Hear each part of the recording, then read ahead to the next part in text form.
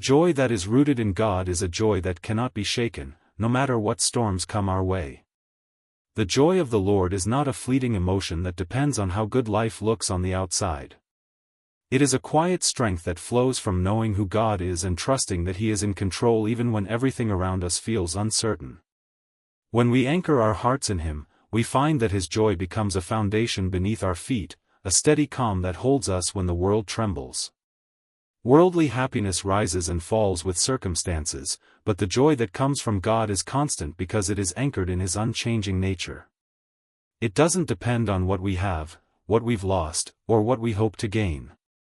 It springs up from within, from the Spirit that dwells inside us, reminding us that even in darkness, God's light still shines.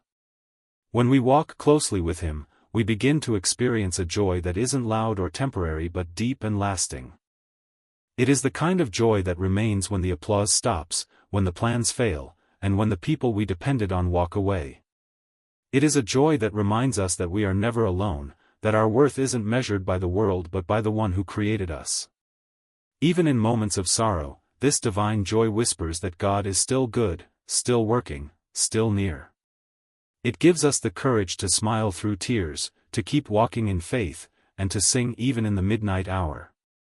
When we learn to rejoice in God alone, our hearts are no longer tied to the fragile things of this world but to the everlasting promises of heaven, and that is where true joy begins to live within us. Gratitude opens the heart to divine rejoicing because it shifts our focus from what we lack to what we already have through God's grace. When we learn to thank God not only for the blessings that are visible but also for the unseen mercies He pours out each day, our perspective begins to change. Gratitude invites joy to dwell within us. It reminds us that every breath, every sunrise, every heartbeat is a gift that comes from a loving Father. Often, life feels heavy because we keep looking at what's missing, what didn't go our way, what others have that we don't. But when we pause and begin to count our blessings, we realize that God has been faithfully working in ways we never noticed. A grateful heart cannot stay sad for long because thankfulness lifts the soul toward heaven, where joy lives. Gratitude is the language of faith. It says, "Lord, I trust you even when I don't understand." It turns ordinary moments into sacred ones, and problems into opportunities to see God's hand at work.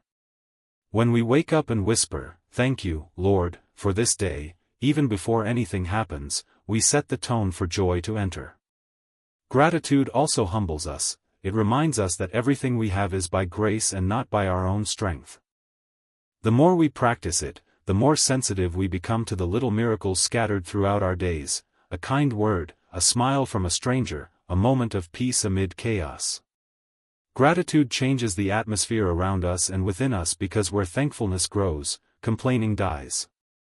It opens the door for joy to come in and stay.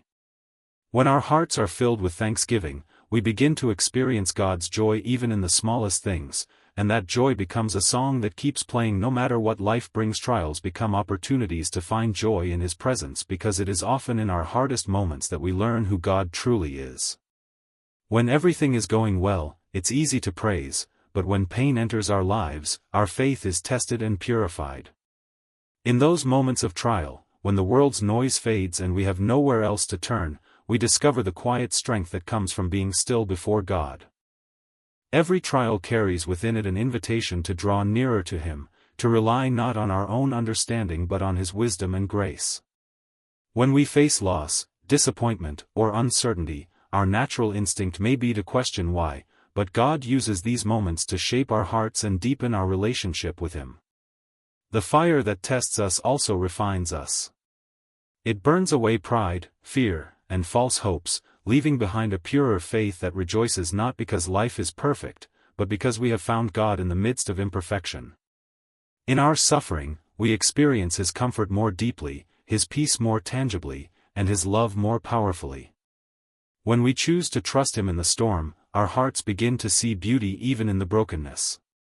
We realize that every tear shed in His presence becomes a seed of joy waiting to bloom. Trials remind us that true joy is not the absence of pain but the presence of God within it. They teach us to lean on Him completely, to walk by faith when sight fails, and to find peace in His promises. It is in those moments of surrender that His joy fills the emptiness and turns our mourning into quiet rejoicing. When we begin to see trials not as punishments but as pathways to greater intimacy with Him, we start to rejoice, not because of worship transforms sorrow into spiritual strength because it shifts our gaze from our pain to the one who holds power over it. When we lift our hearts in worship, even when tears stream down our faces, something miraculous happens within us. Worship is not just a song or a moment, it is a declaration that God is greater than what we feel. It reminds us that no matter how dark the night seems, there is always light in His presence. In worship, we lay down our burdens and exchange them for His peace. The act of worship turns our hearts from fear to faith, from despair to hope. It's not about ignoring our pain but offering it to God as a sacrifice of trust.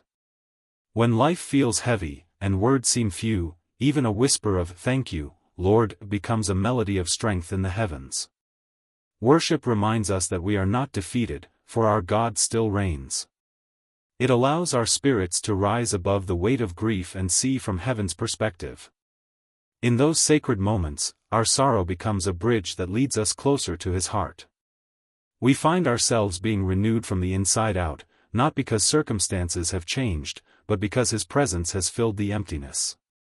Every time we choose to worship through the pain, we proclaim that our joy and hope are rooted in something eternal.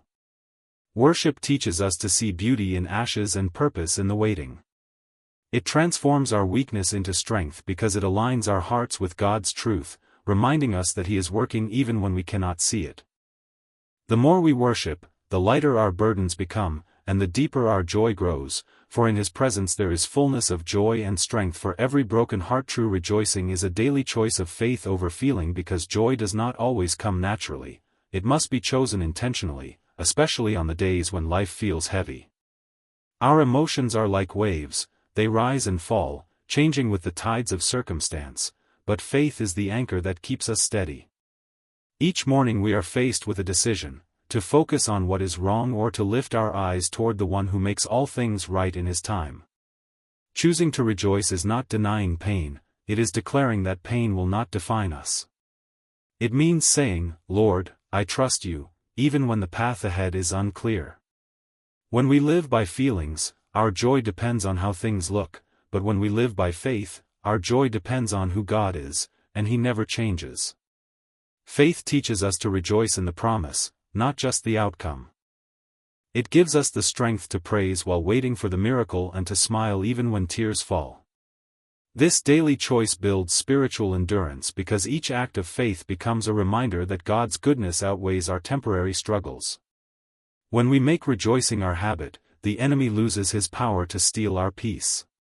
Even in disappointment, we can find reasons to be grateful: breath in our lungs, love that surrounds us, grace that never ends.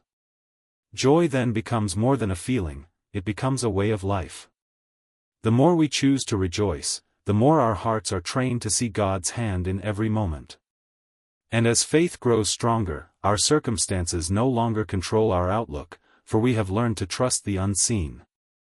Choosing joy through faith transforms ordinary days into sacred ones because every time we lift our hearts in praise, we remind ourselves that God is still worthy, still faithful, and still good beyond what our feelings can comprehend. We are going through. ChatGPT said, "When God becomes your joy, nothing can steal your peace because your heart is no longer tied to the unstable things of this world."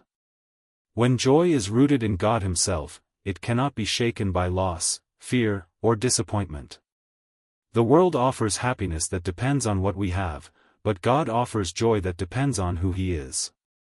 His love is constant, His promises are sure, and His presence never fades. When our hearts learn to delight in Him above all else, we begin to experience a peace that doesn't make sense to the world. It's the kind of peace that remains calm in the middle of chaos and still believes when everything seems uncertain. When God becomes our source of joy, we stop searching for it in people or possessions. We no longer chase temporary satisfaction because we have found eternal fulfillment in His presence. Every prayer, every moment of quiet surrender, draws us deeper into that unshakable joy. Life may still bring storms, but those storms cannot drown the peace that God places within us. It is a peace that guards our minds from worry and our hearts from fear. It reminds us that no matter what changes around us, God remains the same.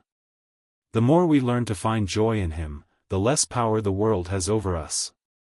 We begin to walk in freedom, knowing that our worth and happiness are no longer defined by what happens to us but by who lives within us. This kind of joy turns ordinary days into sacred ones because God's presence becomes the center of everything. When He becomes our joy, we no longer live as victims of circumstance but as children of a faithful Father who gives peace that passes understanding and joy that endures forward, but because of who is walking with us through it.